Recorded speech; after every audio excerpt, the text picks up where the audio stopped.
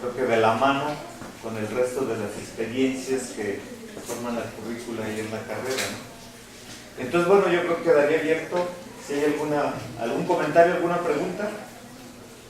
Ahí va. Yo una pregunta, en cuestiones de vida cotidiana, yo pondría un ejemplo, pero me gustaría que se ampliara.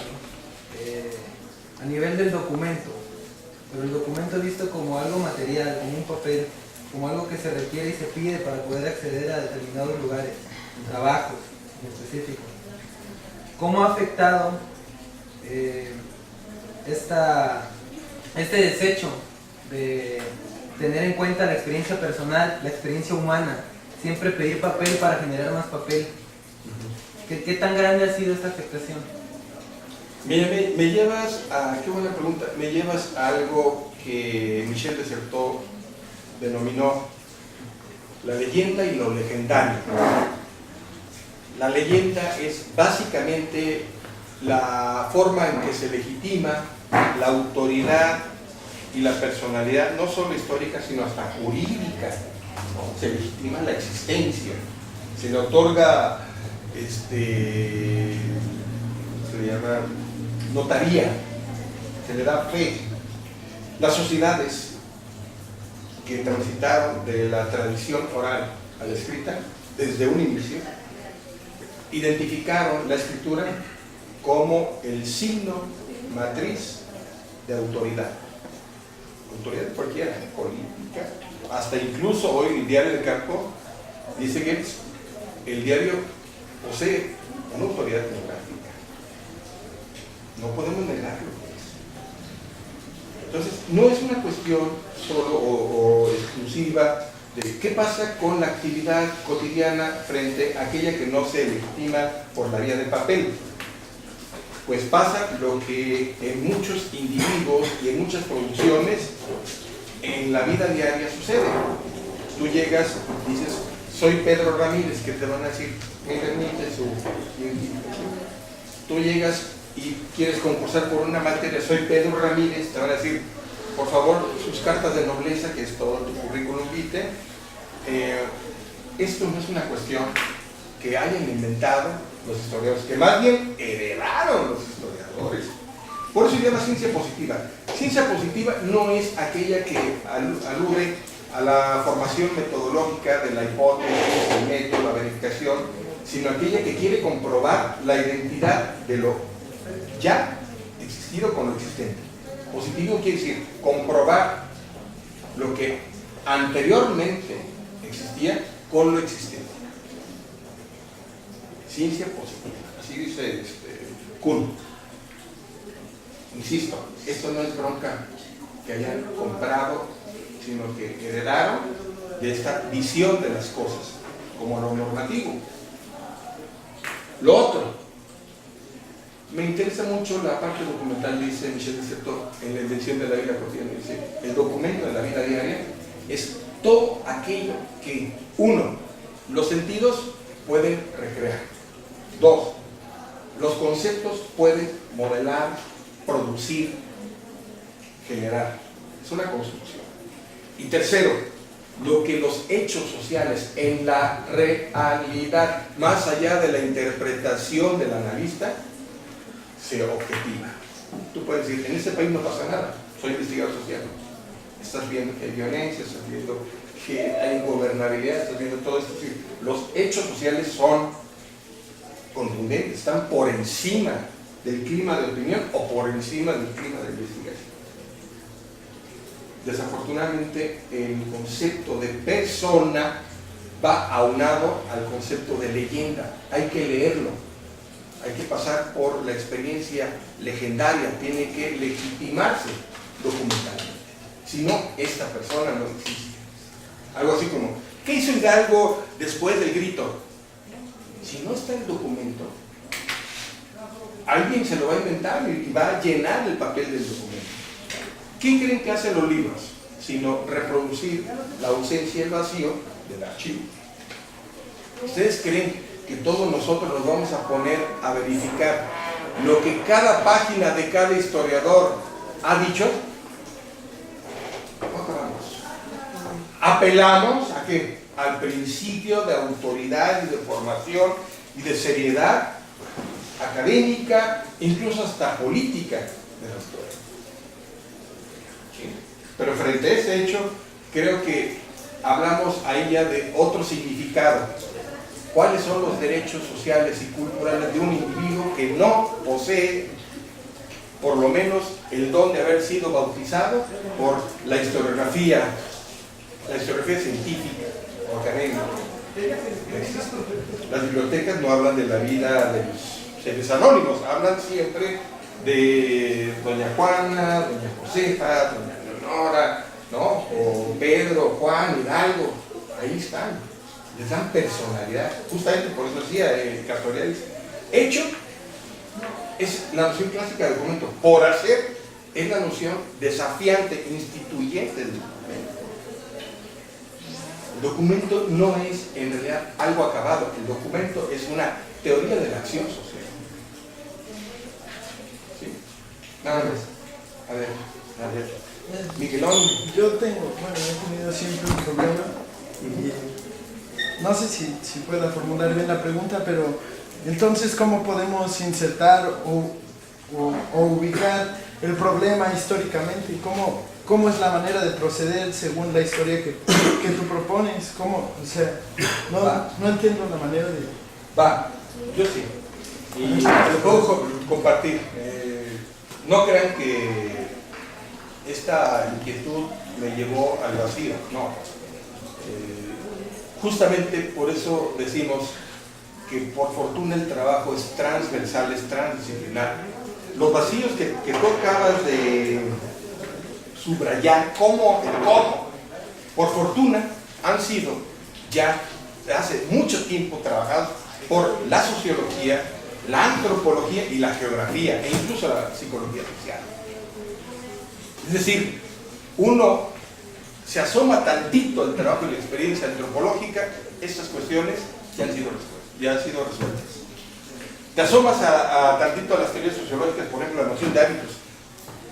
Tranquilamente, Rodrigo resuelve el problema del hecho y por hacer con la noción de hábitos. Estructura. Es decir, hasta los documentos tienen esta capacidad estructurante, porque quien les va a dotar de sentido es justamente su productor. No el que está ausente de la producción, que es el investigador, sino el propio productor. Entonces, si nos asomamos tantito y nos metemos a la cuestión epistémica, encontramos respuestas a estos vacíos. Eso es lo que he tratado de advertir. Que lo hecho es lo trabajado por el lineamiento clásico, el canon historiográfico. El por hacer ha sido más que nada una operación de ciencias conexas con la historia. Psicología social, geografía, lingüística, antropología social, etnología. ¿Qué aportó la etnología? Pues casi nada, ¿no? Toda esta reflexión de las estructuras que poco a poco van transformándose y van cambiando hasta la percepción del tiempo. Esto es importante porque cambia también la noción de campo y la noción de documento. Por eso es que podemos apelar a la noción de documento, la palabra del informante, ¿no? Tú estás haciendo registro fotográfico y montas, ves, por ejemplo, cómo está organizada mental y cósmicamente un pueblo, lo puedes ver en la traza, lo puedes ver en los objetos, en la cultura material, puedes leer, por ejemplo, la memoria de una sociedad a partir del gesto, del cuerpo. El cuerpo habla y habla muy bien. No se equivoca. ¿Sí? Y algunas veces lo he intentado silenciar porque tenemos etapas de la historia donde quisieron convertir al cuerpo en una estructura silente, ¿no? Y ausente. Algo así como me gustas cuando calles. Bueno, está muy bien, pero básicamente la psicología, con la teoría de las representaciones colectivas de Moscovici, ha hablado de que los documentos son también producciones no materiales y de carácter colectivo. ¿Sí? Si te fijas bien, las preguntas que uno hace fuera de la historia tienen respuesta también fuera de ella. Y por lo tanto, invitan a debates de otro tipo, ya no técnicos, sino epistémicos. ¿Dónde comienza el conocimiento dónde termina, dónde arranca el trabajo de una disciplina, dónde se complementa. Hay un autor que me gusta mucho y maneja este principio que se llama el principio de rentabilidad y complementariedad, ¿no? Deberé, por ejemplo, maneja mucho el principio de la rentabilidad, donde un concepto, un presupuesto, una teoría es rentable, hasta dónde, hablando de los límites del sistema, pero también donde una misma pregunta puede tener dos respuestas, ¿no? Entonces, ahí está mi invitación.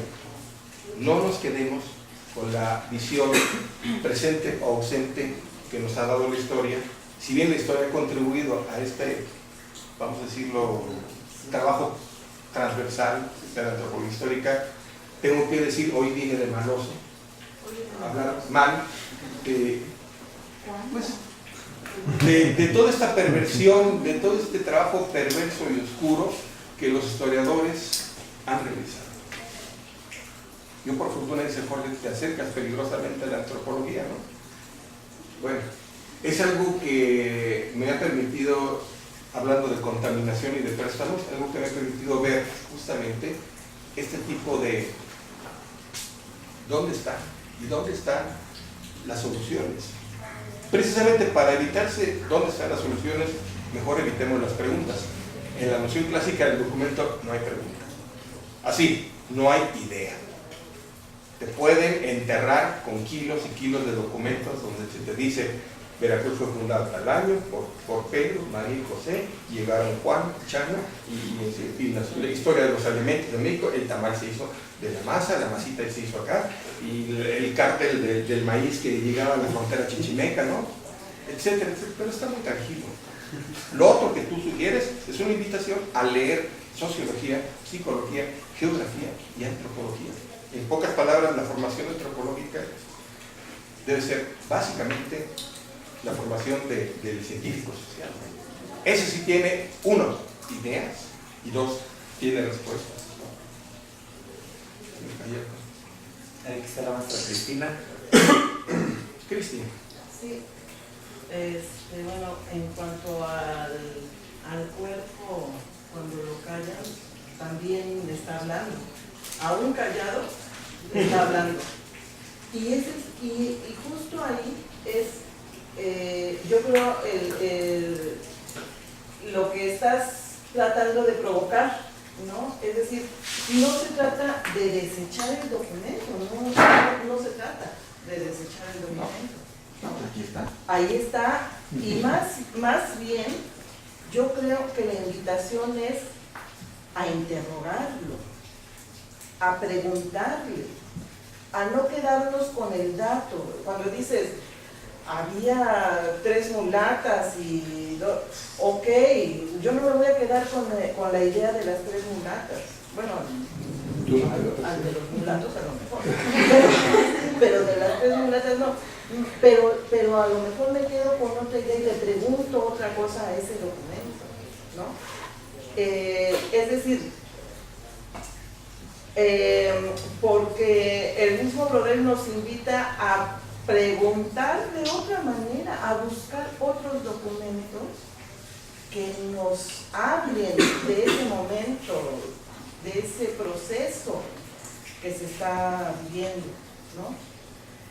Es decir, una lista de precios, ¿no? Una lista de venta de algunos artículos, a lo mejor no te quedas con el dato de 20 chicles, ¿no? Sino te quedas con la idea de que, bueno, pues aquí en este momento se consumían chicles, ¿no? Y ahí es en donde tienes que empezar a construir tú la historia, no de los 20 chicles, sino bueno, ¿qué onda con esto? Entonces yo creo que hay que tomarlo así, porque si decimos, pues es que no, el documento no nos va a servir, entonces ¿qué hacemos? ¿No? Entonces, ¿con qué nos quedamos? ¿Sí me explico? Sí. Y precisamente es el mismo va en el mismo sentido de Mike. La antropología histórica no es historia antropológica, que quede claro, por fortuna. es básicamente antropología, pero se trata de introducir lo histórico-social. Y lo histórico-social, leyendo a la gente que se salió de esta tradición del documento y que entró a la noción de campo y que pudo leer que el documento es inherente al campo, está diciendo, mandándonos el mensaje de que el otro documento es, como dice Bourdieu, ese enmarañamiento de relaciones sociales.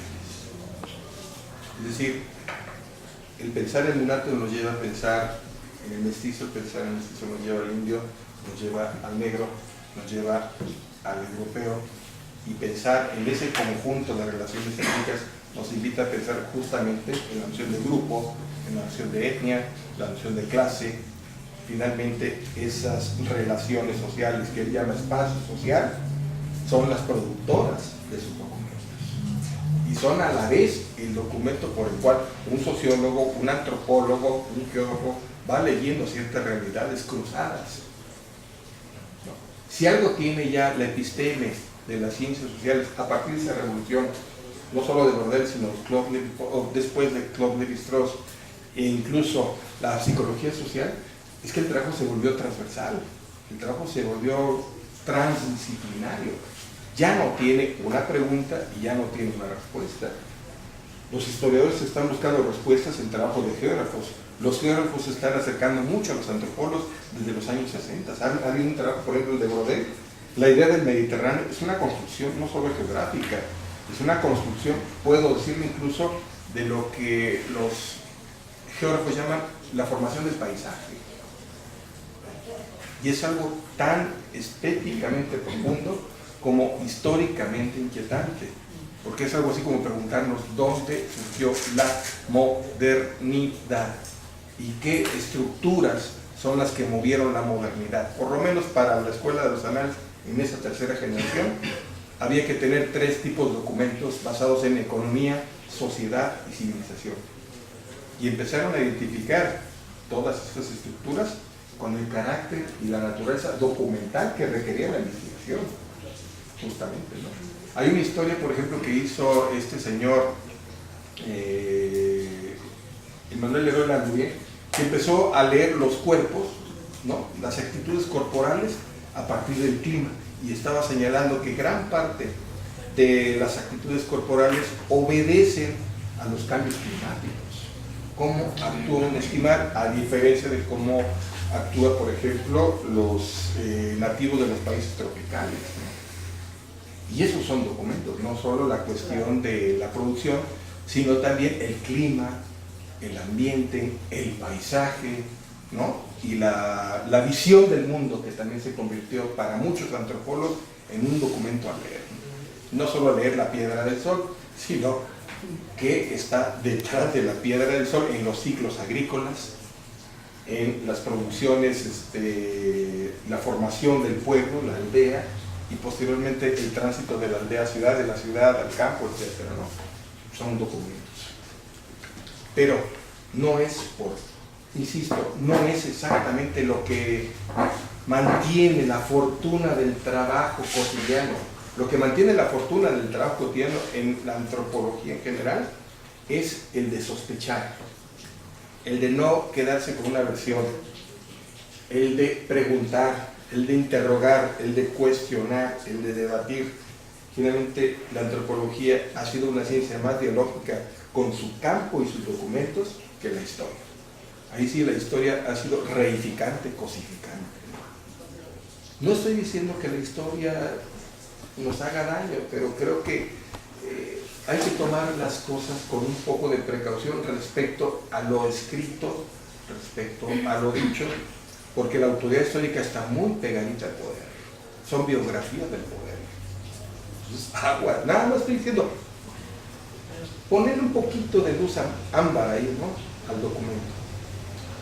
No creer que porque ya está la fotografía ahí de Tlacotalpan, mire cómo era Tlacotalpan, sale por ahí una lancha y Vicario, ¿no? Entonces, no podemos decir que Vicario es representativo de los nativos de Tlacotalpan o la lancha representativa de la cuenca, ¿no? Porque se vuelve, ahí está el problema, se vuelve paradigmática. Cuidado, ¿no?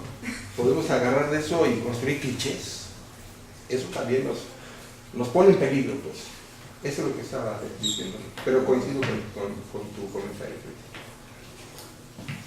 ¿Alguna otra? Lo que yo quiero decir es, por ejemplo, no creo que se queden solamente, yo creo que se quedan varios tipos de documentos, ¿no? Que hablan de todo. O sea, hay quien le pone mayor importancia a ciertos aspectos y otras personas a otros. Pero podría suceder, por ejemplo, con los historiadores, lo que sucedió en su tiempo en Constantinopla, ya que son documentos estrictos, pero con los evangelios, ¿no? Dijeron, pues, hay todo este montón, pero pues ese está chido, este también, ¿te parece? Agarramos esto y los otros 80, pues, quítalos. Sucede eso también, ¿no? Mira, no sé si conozcas un libro de un historiador, Ibn Khaldun, el Brodel del Medio Del Oriente. sur del Mediterráneo. Sí, tremendo, ¿no? Él parte de una tesis y dijo, todos, absolutamente todos los libros de historia, incluyendo el Corán, fueron escritos por Dios. Y soy yo. Era nada más para que veas, es decir, el poder que tiene el historiógrafo oficial, ¿no? Es decir, a mí me nombró Dios, el rey, yo soy. Hasta Marcos no escapó de la tentación de hablar de ser la voz de la comunidad o del mundo, ¿no? Entonces sí hay una selección, hay una tipología, hay una censura, hay una clasificación, sí lo hay. Y no es una cuestión de prejuicio, es una cuestión de necesidad de poder. ¿Sí? Esa acción instituida creo que la podemos ver como una especie de regularidad en los estados. Pero se exacerbó más ahora con la identificación de la teoría del Estado y la formación del nacionalismo, de las nacionalidades, ¿no? Donde los historiadores tuvieron un papel importantísimo, algo así como, ¿qué es lo que hace de un francés ser francés? Hoy tuvimos un ejemplo de eso, en la mañana, ¿no? Que me espantó, realmente así como que, ahora ya los de gente de San Rafael buscamos, ¿de dónde están nuestras raíces? Algo así como, ¿y la Cheyempa? Y lo que te formó, lo que te hizo, es decir, eso no es raíz, ahí viene, ¿no? ¿Cómo dice? Raíz. El primero que llegó hizo San Rafael fue un francés, ¿no? Ahora resulta que nos inventaron. Perdóname, pero es que no, es una versión como la telenovela que están haciendo. No creo en eso. Eso es colonialismo. Y yo creo que está hablando de una actitud que Latinoamérica ha trabajado desde Eusebio, Echeverría. Es decir, hay un pensamiento del colonial que está diciendo, cuidado, porque el campo es actividad política. La historia y la filosofía es actividad política, pública. Son materia de interés público. La noción de documento es el campo político, el campo del interés público. Eso es lo que está devolviendo. Y América Latina lo dijo desde los 60, no lo acaba de decir. Sí, de documentos así sobre eso, ¿no? Diciendo, eso que está ahí es testimonio de que, antes se decía, de los aparatos del poder. Yo recuerdo a toda la onda altuseriana que decía, los aparatos ideológicos del Estado cuestionaban el documento y lo ponían como típico del aparato ideológico del Estado, ¿no? Entonces, yo creo que la sospecha de Ibn Khaldun es real.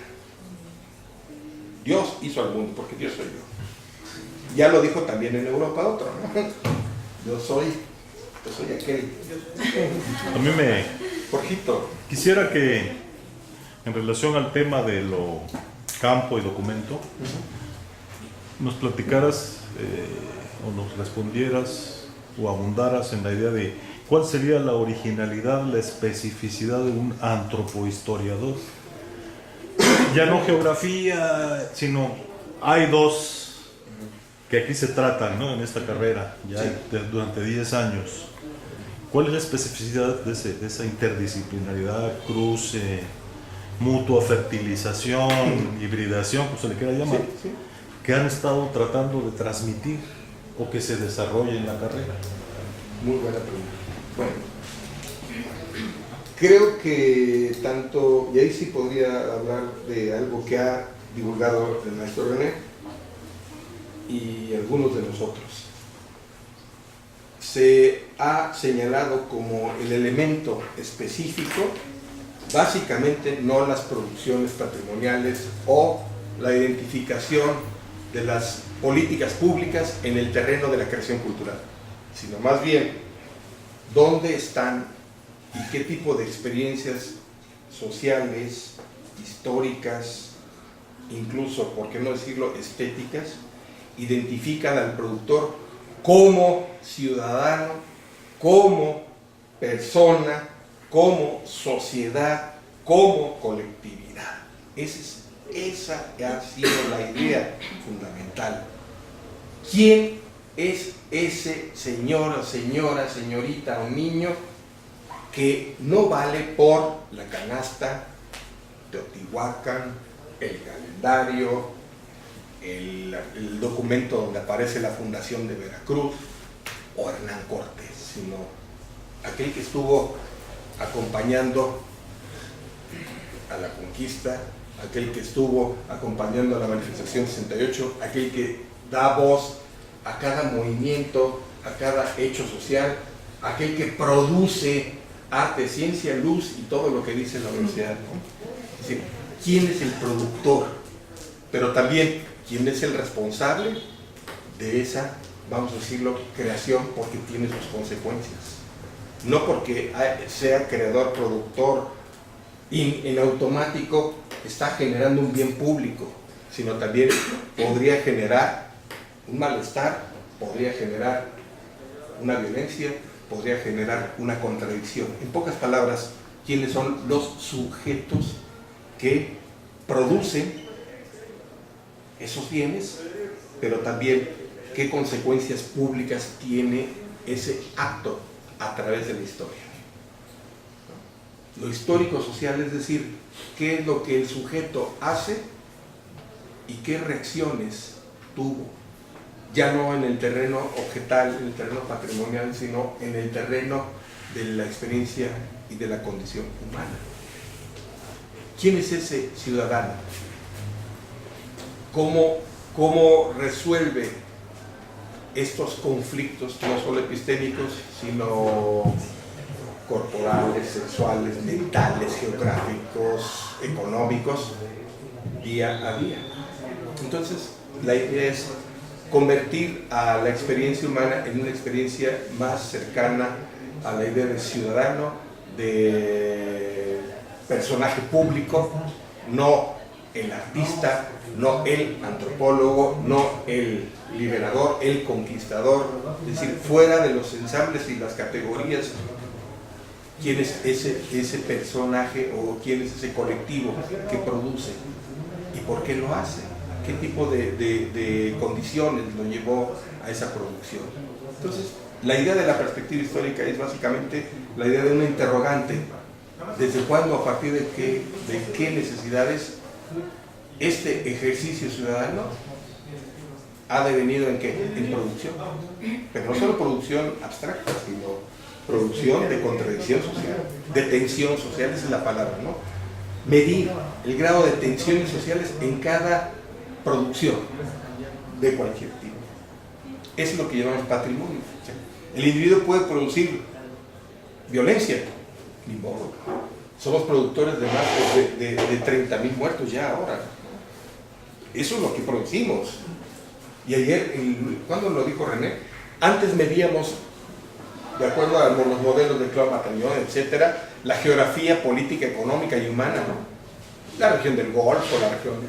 Ahora, dijo René, ahora nuestros actos, nuestras producciones tienen que ver con otro modelo, con otro esquema, con el esquema del narcoestado, ¿no? Hablamos del Golfo y estamos pensando automáticamente en narcos, zetas, etcétera, ¿no? Hablamos de Chihuahua, hablamos del Pacífico, hasta pensamos en una princesa o reina del Pacífico, ¿no? Que ya no es exactamente aquella que se pensó en la colonia o la reina de la Chinampa, ¿no? O la princesa de la Chinampa, sino ya pensamos en modelos de producciones estrictamente societarias humanas, que tienen que ver no solo con los modelos clásicos museísticos de, pues ahí están las cabezas olmecas, ahí está Teotihuacán, estamos produciendo contradicción, violencia, estamos produciendo xenofobias, estamos produciendo, queríamos ya haber superado la línea básica del feminismo de los 70, de la Lagarde, ¿no? Donde decía,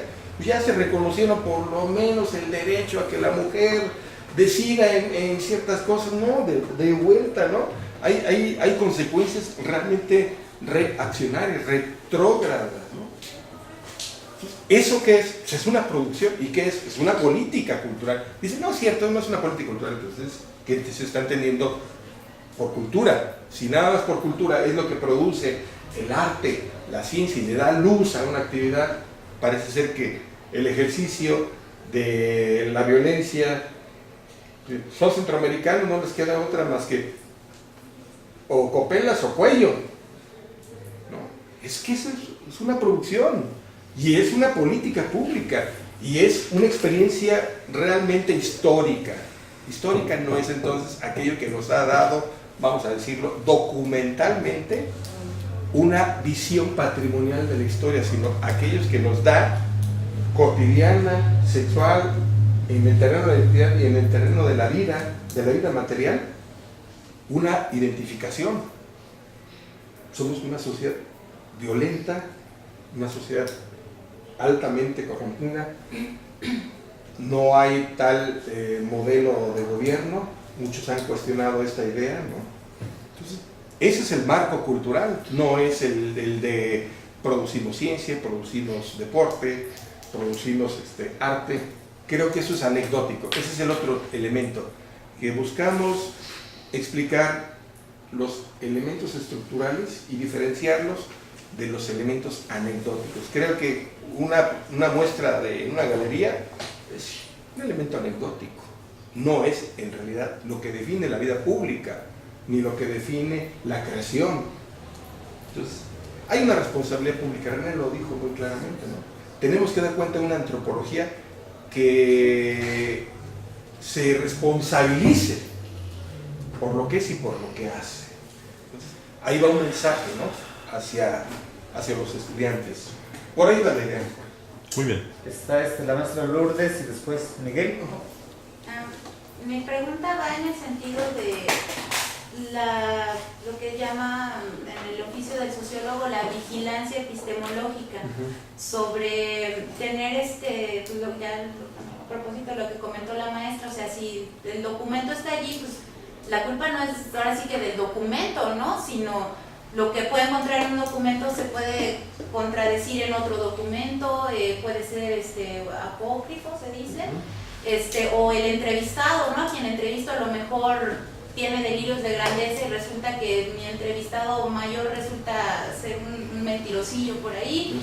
Y bueno, como que son diferentes niveles.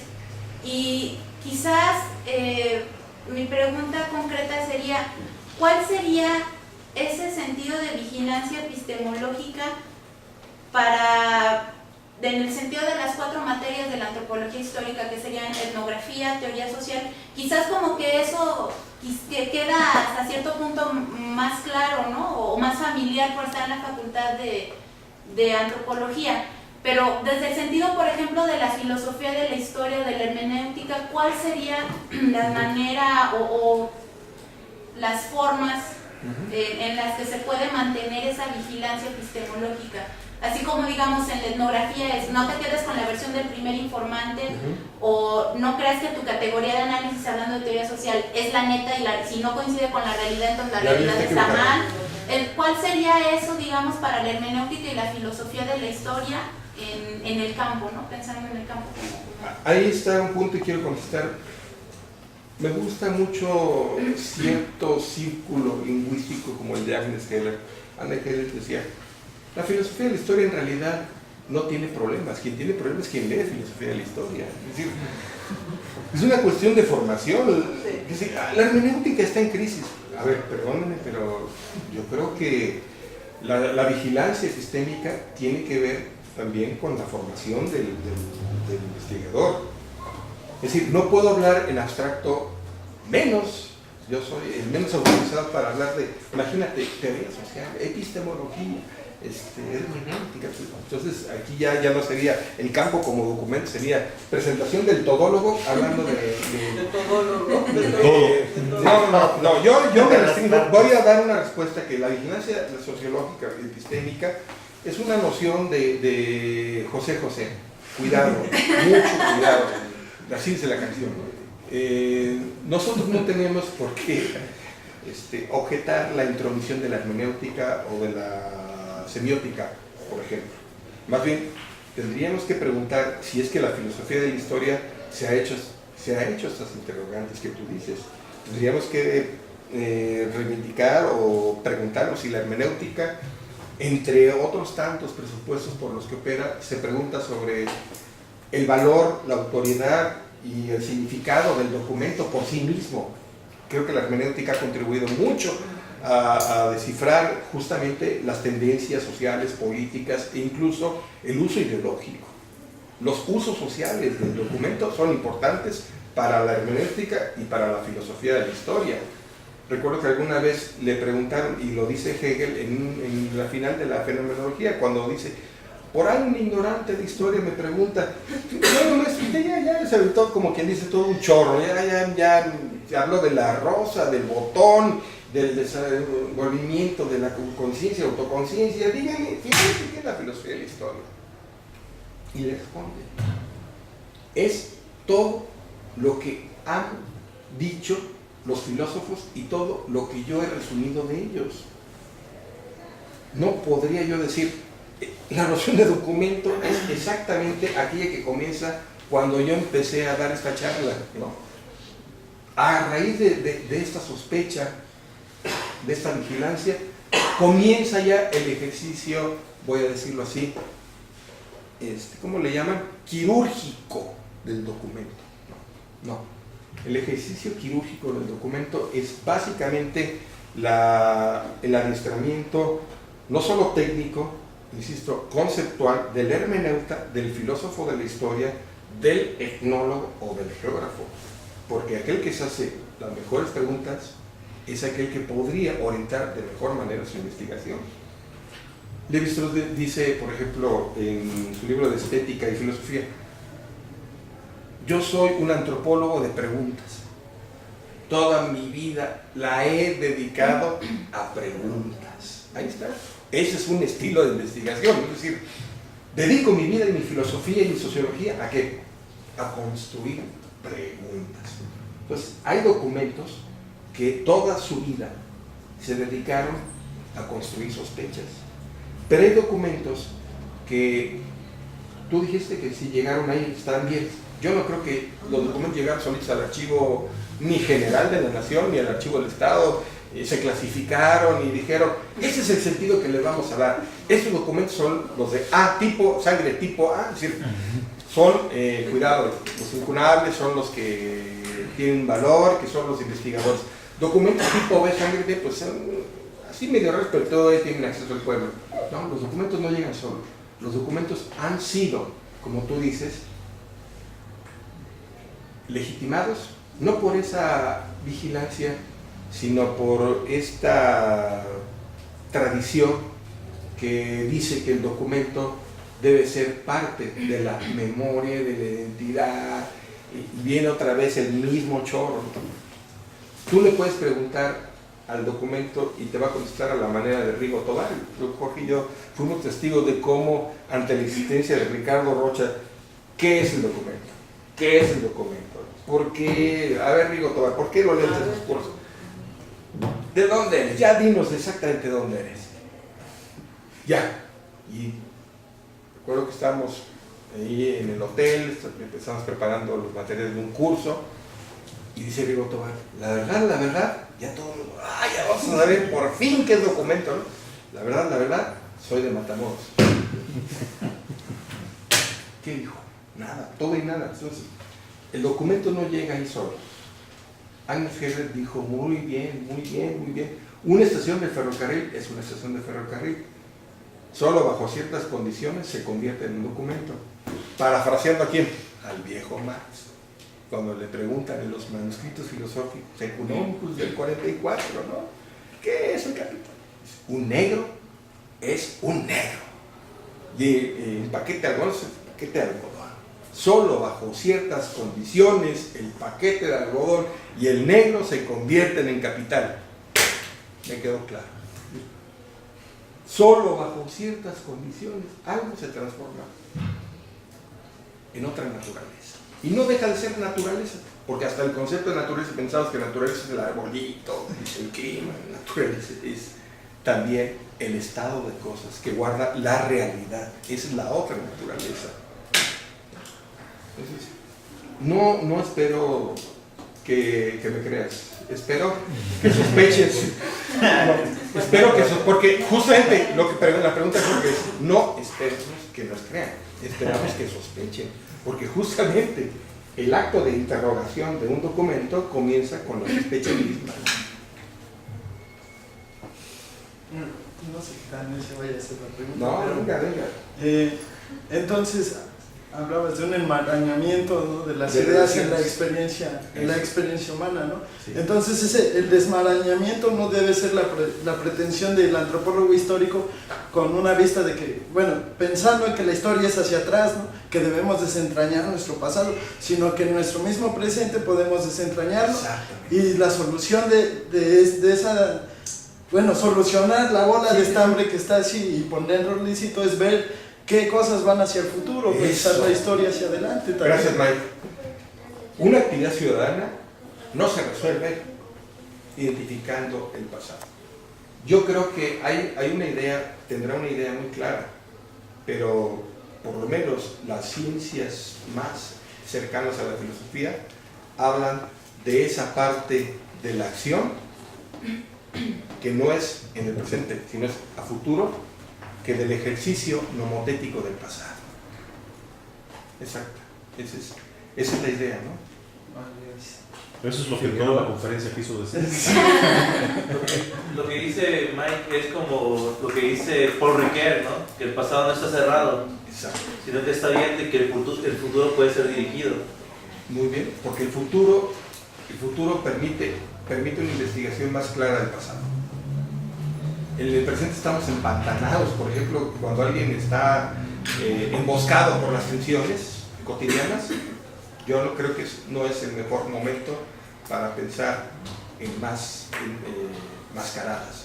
Creo que lo primero, como dice Mike, que hay que desenfadarse es de la situación que hay que resolver. Una vez que ya resuelve la situación y estás en mejores condiciones, puedes de vez en cuando voltear, ¿no? Yo creo que los que manejan saben muy bien eso, ¿no? Nadie va a decir, espérame, primero voy a calcular a ver hacia dónde voy. Permíteme, pero para eso tengo que todo un aparato, ¿no?, espejo retrovisores. Y siempre la idea es esta, ¿no? Lo que está atrás me va a permitir otro tipo de observaciones, pero no es lo que va a dirigir mi acción. Ese es el mensaje, como decía Jorge. ¿Qué mensaje buscan dar en esa especificidad? Que la parte de lo histórico-social no es exactamente la reconstrucción del pasado, sino la acción futura y la solución de problemas reales en este mismo momento. Es lo histórico-social, no ese, mira, echa para atrás. No, para nada. Por allá había. En cuestión de aspectos de patrimonialismo de vida cotidiana y en esferas de gobierno, si nos puedes ampliar un tanto cuáles han sido los beneficios, cuáles han sido las caídas que han generado todo este sentido de patrimonialismo, de no estacionarse, ¿no? Se ponchan llantas gratis, todas estas cosas que dan risa, ¿no?, pero tienen todo un trasfondo de patrimonialismo.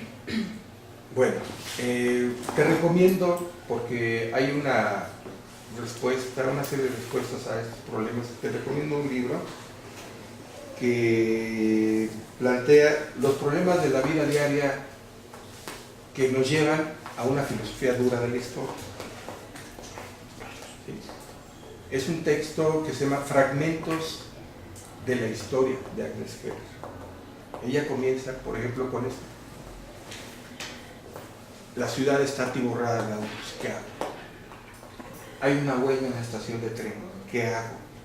Los bancos están cerrados, hay una crisis financiera, ¿qué hago? Y dice, y yo sigo haciendo historia. Bellísimo, ¿no? Esta es la respuesta. O sea, ¿tú crees que las condiciones patrimoniales previstas en contratos colectivos, también los trabajadores, no crees que no actúan desafanados del patrimonialismo? Ahí tienes el CENTE, ¿qué hacen? Secuestran, así tienen secuestrada la educación. O sea, habría que ver qué tipo de ciudad y en qué condiciones esta actividad patrimonial vale, como el caso de Agnes Heller. Se patrimonia de los problemas, ese patrimonialismo de los problemas y ese patrimonialismo de la acción vale, porque resuelve. El que no, insisto, el que cuestiono seguido, es el que forja patria en todos los sentidos, en el sentido sindicalista, en el sentido de patrón de las políticas públicas, en el sentido del profesor que dice, este programa es el chido, ¿no? Es el bueno, o el investigador social que dice, todos son unos tontos, menos mi programa y yo. Así como yo, todos tienen algo que esconder, excepto mi chango y yo. Yo creo que ese patrimonialismo de corte autoritario y de rebelión de la persona, o incluso, como dijo Weber, hasta podrían ser carismáticos, ¿no? Son peligrosos, son peligrosos. Entonces, lo pondría en la misma categoría. Hay que empezar a sospechar y preguntarse desde otra, vamos a decirlo, de otra esfera, ¿qué sentido tiene este patrimonialismo? Y por el otro lado, ¿qué sentido tiene también despojarse de esa patrimoniación? Porque las luchas sociales hay que patrimoniarlas. La extinción, por ejemplo, del sindicato de electricistas es también un ejercicio contra, no solo contra la historia social, sino contra toda la lucha social e histórica que representa la clase trabajadora. Es decir, a mí me hubiese gustado que cierta patrimoniación de los movimientos sociales se hubiese mantenido con ese carácter, el carácter dinámico, no el carácter de somos el ejemplo del pasado, sino seguimos siendo todavía vamos a decirlo, el ejército que mantiene una cierta democratización en la vida sindical. Esto, por fortuna, está desmantelando poco a poco. Entonces, vuelvo con la memoria oficial y el documento oficial. Vamos a llegar al bicentenario, el 15 de septiembre, y la lectura del señor Pronombre Calderón va a ser esa, justamente. Ya no tenemos petróleo, ya no tenemos país, ya no tenemos esto, pero tenemos lo mejor, la confianza, la fe en el país, ¿no? La fuerza, el espíritu del mexicano, que a pesar de todas las carencias, siempre sale adelante. Se evoca al espíritu, otra vez, esa vieja consigna de la civilización, ¿no? El espíritu. Lo que se dice que la carne es débil, el espíritu más, aquí en México, ¿no? Ya no tiene nada, ya no tenemos nada. Ya tenemos puro espíritu. Ese patrimonialismo, ¿cómo lo extraño? Por lo menos en el terreno de la lucha social. Federico, una pregunta breve, no sé la respuesta, o sea, ya hablabas de O'Gorman y en otro momento de otras críticas al presentismo. Al presentismo, sí. ¿Tú qué opinas del presentismo hoy? Híjole, qué buena pregunta. ¿Qué opinas de esa postura? Hay un territorio cultivado por ciertos analistas que podríamos considerar presentistas o de historia inmediata. Y me gusta. Me gusta ¿por qué? Porque realmente están haciendo crónica. Están haciendo crónica. Y están testimoniando, y no solo con la nota, sino con análisis profundos y muy puntuales de los acontecimientos globales y sus relaciones en cómo están los ajustes y los equilibrios de poder, y se vuelven verdaderos ejercicios para la vida de un ciudadano. Yo estaría a favor. Me gusta mucho ¿Y a largo plazo? A largo plazo. Esta idea de que siempre escribimos el presente o que escribamos sobre Roma, en realidad la interpretación viene por las luchas del hoy. Híjole, yo creo que ahorita, para empezar, poco la ejerce. Esta concepción de practicar el análisis histórico de largo plazo, híjole, ya son como aves O lo están haciendo los novelistas, ¿verdad? Los literatos lo o están la haciendo. televisión. Ahí está el otro punto. Acabo de ver la primera temporada de Spartacus y esto es todo un rollo. Desde la estética hasta el mensaje, ¿no? Bueno, y es historia. Ya entraste a esto que es la producción de una cierta idea de la historia. Eso es cierto, a largo plazo. Pero a largo plazo, digamos, la literatura en los 90 y a la fecha se ha dedicado a cultivar esta concepción de largo plazo y lo que Brodel todavía mantenía como la mediana duración, no la larga duración, la mediana duración. La televisión sí ha tomado un papel activo y creo que hay ejemplos muy buenos en VHO y también en estos canales como el 22 y el canal 11 que también han hecho producciones muy buenas, muy recomendables, ¿no? Muy menores en términos de costos, en términos de postproducción, pero con guiones muy bien escritos, ¿no? Entonces, yo dudaría, en pocas palabras, dudaría de la capacidad y de la ejemplaridad de las obras y de la nueva producción europea. Me gusta mucho la nueva producción latinoamericana. Creo que Europa está cansada. Después de Brodel, 1 o 2 por ahí, pero el término es esa concepción de la larga duración y de ver la historia a largo plazo. 1 o 2. El caso de Thompson es un caso también singular. Peter Bohr, que no, son muy buenos. Hacen una recreación, por ejemplo, de Roma. Y parece una película, ¿no? La recreación que hace Peter Bohr de Roma es excelente. Pero son muy pocos. En cambio, las recreaciones que hacen, hay una historia de las ciudades que se está formando en América Latina y creo que lo maneja un colectivo de Flaxo. Y de hecho ya sacaron el primer volumen, se llama Ciudades de América. Es un ejemplo de historia inmediata, por ejemplo, de Crunch. Pero son muy buenos, ¿no? Siguen ciertos conceptos y modelos, por ejemplo, como los trabajó Chomsky y Petras, de analizar estructuras, ¿no? Me gusta. No así el momento en que O'Gorman cuestiona el presentismo, ¿no? Por ejemplo, yo recuerdo que muchos historiadores ponían a Vasconcelos casi como el hacedor, el Mao de México, ¿no?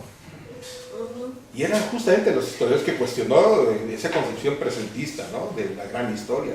Es decir, ¿qué sería México sin Vasconcelos? No tendríamos patria, no tendríamos educación, porque pues, montó toda esta idea, ¿no? Hasta el culto de los artistas muralistas también le chocaba mucho a O'Gorman, ¿no? Por esa visión tan marcadamente propagandista. Es lo que tenía ese presentismo, ¿no? Tenía esa concepción propagandista. Creo que ahora no, ¿eh? Ahora hay una visión muy puntual y analítica. Creo que contrario a lo que vivió O'Gorman en los 40, ¿no? En los 30 y 40. ¿Alguna otra pregunta? ¿Tú ibas a provocar algo o ya no? ¿Comentario? Pues ha sido muy rico y yo les quiero agradecer porque realmente nos tocó el día más lluvioso. De veras, yo dije cuando llegué, mojadillo, dije, ching, a ver cuántos llegan. Lamento interrumpir esto, pero es necesario. Gracias. A nombre de la carrera de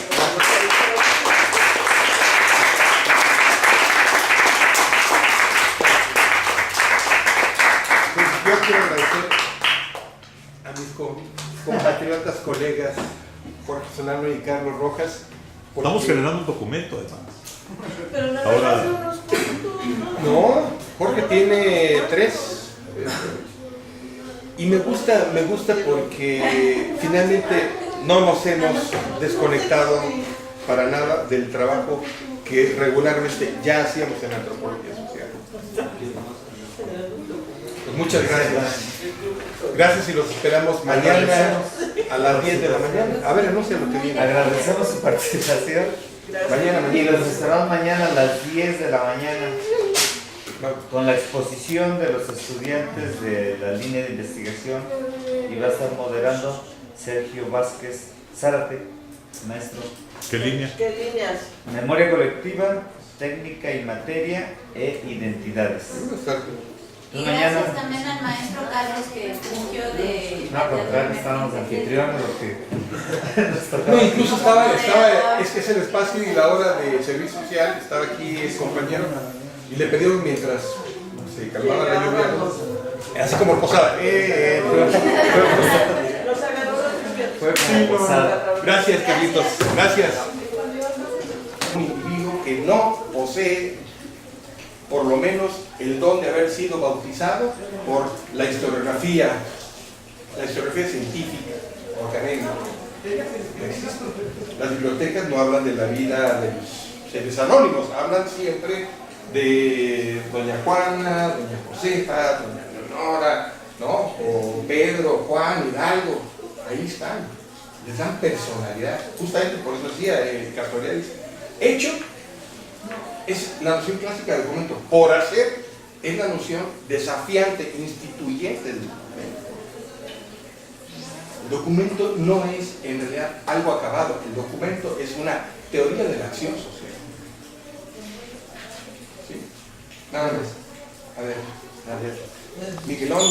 Yo tengo, bueno, he tenido siempre un problema y no sé si pueda formular bien la pregunta, pero entonces, ¿cómo podemos insertar o ubicar el problema históricamente? ¿Cómo es la manera de proceder según la historia que tú propones? ¿Cómo? O sea, no entiendo la manera de... Va, yo sí. Y les puedo compartir. No crean que esta inquietud me llevó al vacío, no. Justamente por eso decimos que por fortuna el trabajo es transversal, es transdisciplinar. Los vacíos que tú acabas de subrayar, el cómo, por fortuna han sido ya hace mucho tiempo trabajados por la sociología, la antropología y la geografía en recrear. 2. Los conceptos pueden modelar, producir, generar. Es una construcción. Y tercero, lo que los hechos sociales en la realidad, más allá de la interpretación del analista, se objetiva. Tú puedes decir, en este país no pasa nada, soy investigador social. Estás viendo que hay violencia, estás viendo que hay ingobernabilidad, estás viendo todo esto. Los hechos sociales son contundentes, están por encima del clima de opinión o por encima del clima de investigación. Desafortunadamente el concepto de persona va aunado al concepto de leyenda. Hay que leerlo, hay que pasar por la experiencia legendaria, tiene que legitimarse documentalmente. Si no, esta persona no existe. Algo así como, ¿qué hizo Hidalgo después del grito? Si no está el documento, alguien se lo va a inventar y va a llenar el papel del documento. ¿Qué creen que hacen los libros?